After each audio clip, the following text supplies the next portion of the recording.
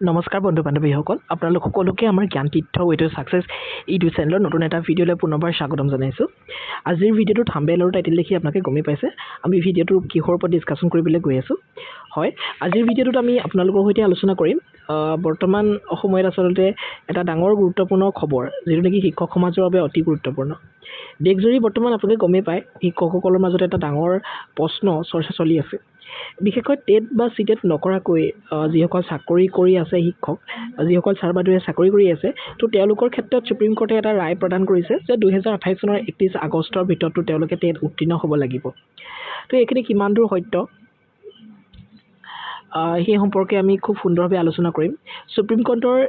এই যিটো ৰায়, এই ৰায়ৰ পাছত তেওঁলোকৰ চাকৰিসমূহ সঁচাকৈ বিপদত পৰিব নেকি, তেওঁলোকে চাকৰি বাদ দিব লাগিব নেকি, বা তেওঁলোকৰ হাতত কি পন্থা থাকিব যাতে তেওঁলোকে এই সকলোৰ পৰা বাচিব পাৰে। আজি আমি সম্পূৰ্ণ তথ্য, চৰকাৰী নিয়ম আৰু আদালতৰ সিদ্ধান্তৰ ওপৰত আধাৰ কৰি এই সম্পূৰ্ণ বিষয়বস্তুটো খুঁটি নাটি বুজিবলৈ চেষ্টা কৰিম। প্ৰথম কথা, টেট মানেনো কি? চাওক, প্ৰথম কথা ক'বলৈ গ'লে টেট মানে হৈছে টিচাৰ ইলিজিবিলিটি টেষ্ট। অৱশ্যে অসমত আছাম টেট হয় আৰু চেণ্ট্ৰেলৰ পৰা চি টেট কণ্ডাক্ট কৰা হয়, চেণ্ট্ৰেল টিচাৰ এলিজিবিলিটি টেষ্ট, হয়নে? বিদ্যালয়ত আচলতে শিক্ষক হিচাপে নিযুক্তি লাভৰ বাবে এজন শিক্ষকৰ কিছুমান ন্যূনতম যোগ্যতা থকাটো বাঞ্ছনীয় হয়, আৰু সেইটো তেওঁলোকে নিৰ্ধাৰণ কৰে এটা টেট পৰীক্ষাৰ যোগেদি। তো কেন্দ্ৰীয় পৰ্যায়ত চেণ্ট্ৰেলত তেওঁলোকে গম পায় চি টেট পাতে, আৰু ৰাজ্যিক পৰ্যায়ত তেওঁলোকে অসম টেট তেনেকৈ ধৰণে কণ্ডাক্ট কৰে। কিন্তু অসম টেট এইটো ক'ব নোৱাৰি যে প্ৰতি বছৰেই হ'ব, কিন্তু চি টেটটো প্ৰতি বছৰেই হৈ আহিছে, হয়নে? গতিকে সেইসকল শিক্ষক, যিসকলৰ শিক্ষক সুপ্ৰিম কোৰ্টৰ এই ৰায়টোৱে তেওঁলোকক মানসিকভাৱে অকণমান হ'লেও প্ৰেছাৰ দিছে, তো তেওঁলোকক মই স্পষ্টকৈ ক'ব বিচাৰোঁ, তো তেওঁলোকে চি টেটৰ কাৰণে নিজকে প্ৰিপেয়াৰ কৰাটো ভাল হ'ব। কাৰণ কি হয়, সুপ্ৰিম কোৰ্টে স্পষ্টভাৱে কৈ দিছে যে 31 আগষ্ট 2028 ভিতৰত তো সেইসকল শিক্ষক যিসকলে বৰ্তমানলৈকে টেট উত্তীৰ্ণ হোৱা নাই বা টেট উত্তীৰ্ণ নোহোৱাকৈ শিক্ষক পদত নিয়োজিত হৈ আছিলে পূৰ্বৰ পৰা, তো সেইসকলে কিন্তু টেটত উত্তীৰ্ণ হ'ব লাগিব। এতিয়া আমি আলোচনা কৰিম NCT, শিক্ষাৰ লগত জড়িত আন এটা ইম্পৰ্টেণ্ট টাৰ্ম হৈছে NCTE, হয়নে? মানে নেশ্যনেল কাউন্সিলছ ফৰ টিচাৰ এডুকেশ্যন, অৰ্থাৎ NCT। তো NCTয়ে এই শিক্ষক নিযুক্তিৰ ক্ষেত্ৰত বিভিন্ন সময়ত বেলেগ বেলেগ নিৰ্দেশনাসমূহ জাৰি কৰি থাকে, আৰু সেইমতেই অসম গভৰ্ণমেণ্টেও কাম কৰে, হয়নে নহয়? তো RT Act 2019 আৰু NCTৰ যিবিলাক গাইডলাইন আছে, তো সেই গাইডলাইনবিলাকৰ মতে বিদ্যালয়ৰ শিক্ষকসকলৰ বাবে টেট উত্তীৰ্ণ হোৱাটো এটা গুৰুত্বপূৰ্ণ যোগ্যতা বুলি তেওঁলোকে আচলতে ধৰি লৈছে, আৰু তেওঁলোকে এইটো ক'ব বিচাৰে। বিশেষকৈ নতুন শিক্ষক নিযুক্তিৰ ক্ষেত্ৰত টেট এক প্ৰধান যোগ্যতা বুলি এইটো পূৰ্বৰে পৰাই প্ৰচাৰ চলি আহিছে। আজি প্ৰায় 15-20 বছৰ আগৰে পৰাই এইটো কাৰ্যকৰী হৈ আছে। কিন্তু বৰ্তমান এটা বিতৰ্ক হৈছে যে আমাৰ দেশৰ, কেৱল অসমৰ নহয়, দেশৰ বিভিন্ন ৰাজ্যত বৰ্তমান এনে বহুত শিক্ষক আছে, বহুত শিক্ষক শিক্ষয়িত্ৰী আছে, বহুত ছাৰ বাইদেউ আছে, তো যিসকলৰ টেট আৰম্ভ হোৱাৰ আগতেই তেওঁলোকৰ নিযুক্তি হৈ গৈছে। ধৰি লওক 2000, 2001, 2005, 2008 এনেকুৱা চনত তেওঁলোকৰ নিযুক্তি হৈ গৈছে। চ' তেওঁলোকেতো টেট উত্তীৰ্ণ হোৱা নাই, বাট হোৱাৰ প্ৰয়োজনো তেওঁলোকে নাছিলে, কাৰণ তেওঁলোকে অলৰেডি এজন গভৰ্ণমেণ্ট টিচাৰ হিচাপে তেওঁলোকে এপইণ্ট হৈ আছে, আৰু খুব সুন্দৰভাৱে তেওঁলোকে শিক্ষা প্ৰদান কৰি আছে আমাৰ ছাত্ৰ ছাত্ৰীসকলক, নহয় জানো? কিন্তু কিছুমান শিক্ষকক আকৌ টেট নোহোৱাকৈ, আৰু কিছুমান শিক্ষক এনেকুৱা থাকে যিসকলে টেট নোহোৱাকৈ বিশেষ পৰিস্থিতিত নিযুক্তি দিয়া হৈছিলে কণ্ট্ৰেকচুৱেলি। তো এইবিলাকৰ ওপৰত আচলতে বৰ্তমান বিতৰ্ক হৈছে। টেট নথকা শিক্ষকসকলৰ ভৱিষ্যতটো কি হ'ব, তো তেওঁলোকক চৰকাৰে ৰাখিবনে? এইটো বহুত এটা ডাঙৰ প্ৰশ্ন, আৰু এই প্ৰশ্নটোৱে যিসকল বয়োজ্যেষ্ঠ আমাৰ ছাৰ বাইদেউ আছে সন্মানীয়, তো তেওঁলোকক ডেফিনেটলি এটা প্ৰেছাৰাইজ কৰিছে। চ' এই ক্ষেত্ৰত সুপ্ৰিম কোৰ্টৰ বিষয়টোনো কি হয়, সেই সন্দৰ্ভত আমি ক'বলৈ যাম। তো শেহতীয়াকৈ সুপ্ৰিম কোৰ্টত শিক্ষকৰ যোগ্যতা আৰু টেট সম্পৰ্কীয় কেইবাটাও গোচৰ আচলতে শুনানি হৈছে। আদালতে আচলতে এই ক্ষেত্ৰত NCTৰ যিবিলাক নিৰ্দেশনা আৰু শিক্ষকসকলৰ ন্যূনতম যোগ্যতাৰ ওপৰত আদালতে গুৰুত্ব ইয়াতে প্ৰদান কৰিছে, আৰু সেইটো খুব ভাল কথা হৈছে। তো আদালতৰ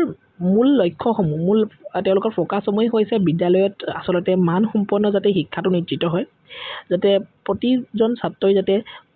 ভাল ধৰণৰ এটা শিক্ষা লাভ কৰে, আৰু প্ৰতিখন বিদ্যালয়তে যাতে যোগ্য শিক্ষক নিয়োজিত হয় তাৰ বাবে বয়োজ্যেষ্ঠ যিসকল শিক্ষক শিক্ষয়িত্ৰী তেওঁলোকৰ কাৰণে প্ৰায় 50-45 এনেকুৱা এজত তেওঁলোকক DLED বা BEdৰ দৰে এটা টান বুলিয়ে ক'ব লাগিব কাৰণ যথেষ্টখিনি তাত কষ্ট কৰিবলগীয়া হয় প্ৰেক্টিকাম এছাইনমেণ্ট তো এনেকুৱা ধৰণৰ তো সেইবিলাক কৰ্চো তেওঁলোকক কৰিবলৈ পঠোৱা হৈছিলে কিন্তু তাৰ পাছত আকৌ সুপ্ৰিম কোৰ্টৰ আকৌ ৰায় আহিলে যে শিক্ষক হ'বলৈ হ'লে BEd DLED থকাৰ লগতে টেটটো কিন্তু তেওঁলোকে উত্তীৰ্ণ হ'ব লাগিব যদিও তেওঁলোকৰ বয়স বহুত হৈছে যদিও তেওঁলোকৰ ৰিটায়াৰমেণ্টৰ বাবে বৰ বেছি দিন সময় নাই তথাপিও তেওঁলোকে টেট উত্তীৰ্ণ হ'ব লাগিব এইটো হাইকোৰ্টৰ এইটো অৰ্ডাৰ আচলতে আদালতে এই ক্ষেত্ৰত শিক্ষকতাৰ যিটো পেছা এই পেছাটোৰ মানটো উন্নত কৰিবলৈ বিচাৰিছে 31 আগষ্ট 2028 এই তাৰিখটো নিশ্চিতভাৱে আপোনালোকৰ মনত ৰৈছে বৰ্তমান সৰ্বতে চৰ্চিত তথ্য অনুসৰি বহু ক্ষেত্ৰত 31 আগষ্ট 2028 পৰ্যন্ত টেট সম্পৰ্কীয় কিছু সময়সীমাৰ কথা উল্লেখ কৰি আছে এইটো আপোনালোকেও হয়তো শুনিছে হয়নে এই সময়ৰ ভিতৰত সংশ্লিষ্ট যিসকল শিক্ষক আছে টেট উত্তীৰ্ণ নোহোৱাকৈ যিসকলে কৰি আছে তো তেওঁলোকক টেট উত্তীৰ্ণ হোৱাৰ সুযোগ এটা দিছে যাতে তেওঁলোকে এই সময়ছোৱাৰ ভিতৰত যিহেতু এতিয়া 26 চন হৈছে 27-28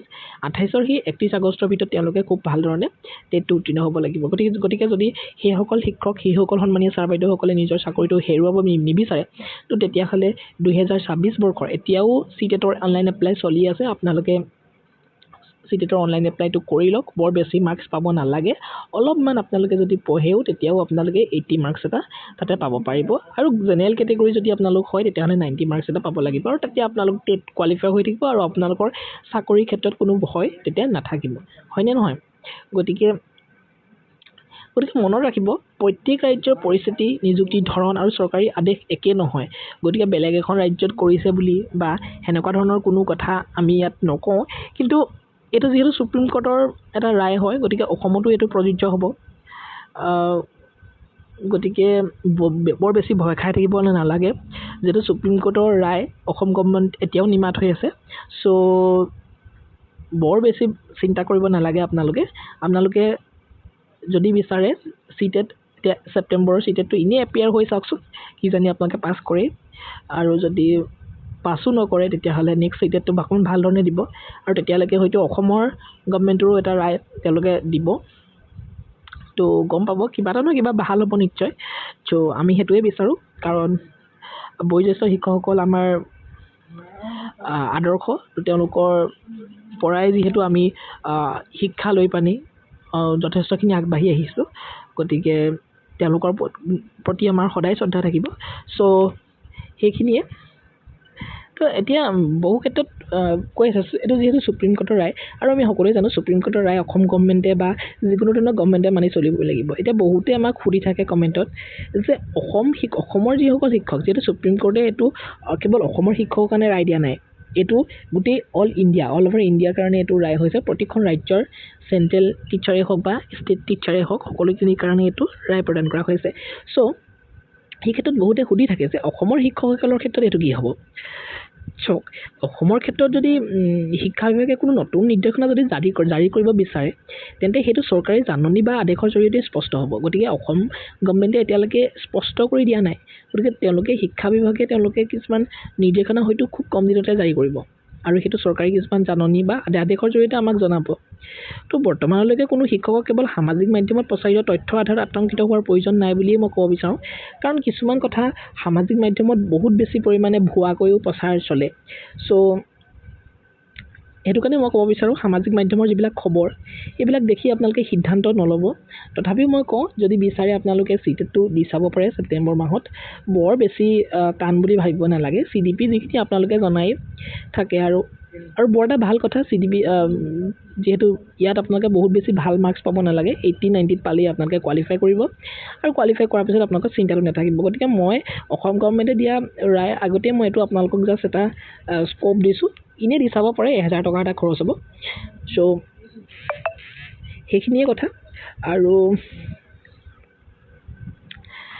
এইখিনিয়ে কথা আৰু বিশেষ ক'বলগীয়া নাই এইখিনিয়ে মই আৰু এটা কথা ক'ম যিহেতু বয়োজ্যেষ্ঠ শিক্ষকসকলক মই দেখিছোঁ বহুত টেনশ্যনত আছে আচলতে তেওঁলোকে এই খবৰটো পাই সুপ্ৰিম কোৰ্টৰ আৰু ভয় খাবও আৰু সেইটো স্বাভাৱিক কিন্তু তেওঁলোকৰ পক্ষে মই এটা কথা কওঁ তেওঁলোকে সামাজিক মাধ্যমৰ যিকোনো খবৰৰ ক্ষেত্ৰত তেওঁলোকে আতংকিত হ'ব নালাগে কাৰণ বহু ক্ষেত্ৰত বহু ইউটিউব চেনেলেই হওক বা বহুত সামাজিক ফেচবুকেই হওক ভুৱা তথ্যও তেওঁলোকে প্ৰচাৰ কৰে চ' এনেকুৱা ধৰণৰ ক্ষেত্ৰত আপোনালোকে আতংকিত হৈ নিজৰ স্বাস্থ্য ওপৰত প্ৰভাৱ যাতে নপৰে তাৰ বাবে আপোনালোকে চেষ্টা কৰিব আৰু আপোনালোকে কি কৰিব চৰকাৰী যিবিলাক নটিফিকেশ্যন সেই নটিফিকেশ্যনবিলাক ভাল ধৰণে চাই থাকিব গভৰ্ণমেণ্টৰ আৰু যদি আপোনালোকে সেইখিনি চাবলৈও সময় নাপায় আমাৰ চেনেলটো ছাবস্ক্ৰাইব কৰি ৰাখিব আমি ডেফিনেটলি জেনুইন যিবিলাক খবৰ সেই খবৰবিলাকে আপোনালোকক প্ৰদান কৰিম আৰু আপোনালোকক মই নিজৰ ঘৰৰ বুলি যিহেতু আপোনালোক ডেফিনেটলি মোতকৈ বয়োজ্যেষ্ঠ হ'ব চ' আপোনালোকক মই নিজৰ ঘৰৰ আংকুল আণ্টি বা যি নহওক তো ভাবি জানি মই আপোনালোকক এটাই ছাজেষ্ট কৰিম যে আপোনালোকে টেটৰ কাৰণে নিজেই প্ৰস্তুত কৰক আৰু মই এইটো ছাজেষ্ট কৰিম যে 2026 চনৰ ছেপ্টেম্বৰ মাহৰ 8 তাৰিখে হ'বলগীয়া এই চিটেটটোত আপোনালোকে দিবলৈ চেষ্টা কৰক ঠিক আছে তেতিয়া কিজানি সেই চিটেটটোত আপোনালোকে পাছ কৰি যায় খুব ভাল হ'ব নহয় জানো আৰু বাৰে পাতি কৈ আহিছোঁ অপপ্ৰচাৰ আৰু ভুৱা খবৰৰ পৰা আপোনালোক একেবাৰে আঁতৰি থাকক জেনুইন যিবিলাক ডাটা সেই ডাটাবিলাক গ্ৰহণ কৰক আমাৰ চেনেলটো ছাবস্ক্ৰাইব কৰি ৰাখিব পাৰে ইয়াৰ বাবে আমি কোনো ধৰণৰ ফেক নিউজ বা এনেকুৱা ধৰণৰ ভুৱা তথ্য আপোনালোকৰ সৈতে শ্বেয়াৰ নকৰোঁ ডেফিনেটলি সম্পূৰ্ণৰূপে গ্ৰহণযোগ্য আৰু জেনুইন ডাটাহে আপোনালোকৰ সৈতে শ্বেয়াৰ কৰিম গতিকে শিক্ষা বিভাগ বা আমাৰ অসমৰ শিক্ষা বিভাগ বা মুখ্যমন্ত্ৰী মহোদয় NCT আৰু আদালতৰ কিছুমান আনুষ্ঠানিক তথ্যক আপোনালোকে বিশ্বাস কৰক মৌখিক কিছুমান কথা এইবিলাক লৈ পানি আপোনালোকে এনেই টেনশ্যনত থাকিব নালাগে তো শেষত মই কি ক'ম শেষত মই এইটোৱে ক'ম যিহেতু আপোনালোকৰ ক্ষেত্ৰত এইটো মই অন্যায় কৰিছে বা কিবা কৰিছে বা কিবা এটা টাপ কৰি দিছে বহুত মই সেইবোৰ কথা নকওঁ মাত্ৰ মই এইটোৱে ক'ম এজন সচেতন নাগৰিক হিচাপে কাৰণ ময়ো জানো শিক্ষকতা বৃত্তিটো মই ভাল পাওঁ সন্মান কৰোঁ আৰু শিক্ষকতা বৃত্তিটো ভাল পাওঁ কাৰণেই মই ইউটিউবৰ যোগেদি খুব সুন্দৰভাৱে এডুকেশ্যনেল এক্সামবিলাকৰ কাৰণে এডুকেশ্যনেল ভিডিঅ'বিলাক দিবলৈ চেষ্টা কৰোঁ তো সেইকাৰণে মই একেবাৰে এটা কথা আচলতে ক'ব বিচাৰোঁ এইখিনিতে টেটটো আচলতে শিক্ষকতাৰ ক্ষেত্ৰত এটা গুৰুত্বপূৰ্ণ মোষ্ট ইম্পৰ্টেণ্ট এটা যোগ্যতা হয় কোৱালিফিকেশ্যন হয় সুপ্ৰিম কোৰ্টে শিক্ষকতাৰ মানদণ্ড উন্নত কৰাৰ বাবে গুৰুত্ব আৰোপ কৰি এনেধৰণৰ পদক্ষেপ লৈছে তো এইটো মই ভবা মতেতো বহুত ভাল কামেই কৰিছে কিন্তু তথাপিও সেইসকল শিক্ষক শিক্ষয়িত্ৰীৰ কাৰণে এইটো সহজ কথা নহয় তথাপি 2028 চনলৈকে যিহেতু তেওঁলোকে সময়সীমা বান্ধি দিছে গতিকে চৰকাৰী সেই নিয়মৰ নিৰ্দেশনা অনুসৰি আপোনালোকে নিজে চেষ্টা কৰক তো ভাল হ'ব কিয় বেয়া হ'ব নহয় জানো লগতে আপোনালোকে মই সেইখিনিয়ে ক'ম চৰকাৰী তথ্যসমূহৰ ওপৰতে বিশ্বাস ৰাখক আৰু অসম গভৰ্ণমেণ্টেও ডেফিনেটলি আপোনালোকৰ ভালৰ বাবে কিবা এটা নহয় কিবা এটা উপায় আপোনালোকৰ কাৰণে দিব হয়নে তো আৰু ভিডিঅ'ত আমি এই বিষয়ে আলোচনা কৰিম পাছলৈ তো আজিৰ ভিডিঅ'টো আমি ইমানতে সামৰি দিওঁ কাৰণ যিসকল শিক্ষক শিক্ষয়িত্ৰী ছাৰ বাইদেউৰ সন্মানীয় তো তেওঁলোকৰ চিন্তা হৈ আছিলে সেই চিন্তাবিলাক অকণমান নোহোৱা কৰি পেলাই আজি আমাৰ ভিডিঅ'টো বনোৱাৰ দৰে হ'ল চ' ভিডিঅ'টো যদি আপোনালোকৰ ভাল লাগিলে তো তেতিয়াহ'লে লাইক শ্বেয়াৰ আৰু আমাৰ চেনেলটো ছাবস্ক্ৰাইব কৰিবলৈ নাপাহৰিব আৰু আপোনাৰ মতামত আমাৰ কমেণ্ট বক্সত জনাব পাৰিব আৰু আপোনালোকে ভিডিঅ'টো যিমান পাৰে সিমান আপোনালোকে শ্বেয়াৰ কৰিব তো ইমানেই আছিলে ধন্যবাদ জয় অসম